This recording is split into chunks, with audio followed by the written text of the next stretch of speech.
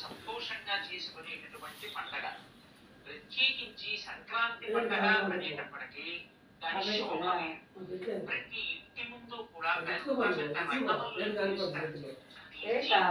గొబ్బిళ్ళు పెట్టి ఆవు పేడ చిన్న చిన్న ముద్దలు ఆ గొబ్బిళ్ళకి అలంకారం చేసి కూడా ఆ గొబ్బిళ్ళ చుట్టూ తిరుగుతూ పాటలు పాడుతూ ఆ ఆవు పేడలోకి ఆవాహన చేయబడినటువంటి అమ్మవారి యొక్క అనుగ్రహ విశేషం చేత వారికి ఉత్తముడైనటువంటి భర్త లభించాలని, వాళ్ళ జీవితం సుఖ సంతోషాలతో గడవాలని అమ్మవారిని ప్రార్థన చేస్తూ కొత్త బట్టలు కట్టుకుని ప్రాతకాలంలో గొబ్బిళ్ళ పూజ చేసి వాళ్ళందరూ గొబ్బిళ్ళ మీద పాట పాడుతూ చుట్టూ తిరుగుతూ కేరింతలు కొడుతూ నైవేద్యాలు పెడుతూ ఆ ప్రసాదాలు పంచుకుంటూ తింటూ ఒక కొత్త శోభని ఆవిష్కరించేటటువంటి కాలం.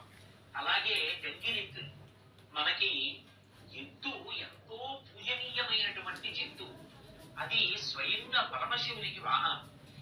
దానిని ఆ విషయంతో అనుసంధానం చేసినప్పుడు భగవంతుడి వాహనంగా అనుగ్రహించగలగడం ఒక ఎత్తైతే చెప్తుంది. ఎద్దు యొక్క డెక్కల నుంచి అమృత బిందువులు పడతాయి.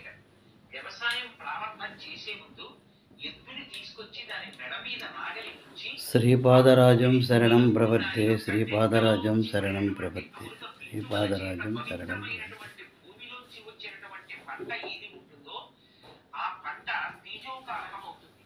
అది కంటి సంబంధమైనటువంటి వ్యాధులు రాకుండా కాపాడడమే కాకుండా తిన్న అన్నం ఆరో వంతు మనసుగా మారిపోవాలి. కాబట్టి ఆ మనసు భగవంతుని యందు కృతజ్ఞతాభావం కలిగినదై, శాస్త్రమునందు విశ్వాసము కలిగినదై, 10 మంది కొరకు నేను ప్రవర్తించాలి అనేటటువంటి త్యాగబుద్ధితో కూడుకున్నవాడై, త్యాగే నైకే అమృతత్వమానసహు అనేటట్టుగా బ్రతకడానికి కావలసినటువంటి విశేషాన్ని అనుగ్రహించగలదు. దీనికి అంతటికీ ప్రధానమైనటువంటి నేపథ్యం ఎక్కడ ఉంటుంది అంటే ఆ ఎద్దు యొక్క డెక్కలలోంచి జారేటటువంటి అమృత బిందువులు భూమిలో తరలడం కారణం. అందుకే ఏరువాక పౌర్ణమి అని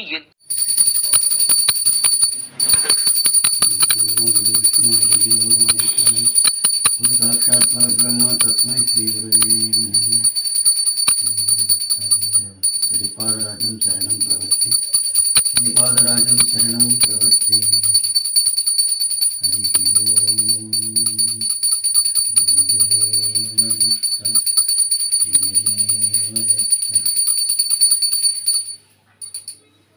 జాగ్రత్త పెట్టు.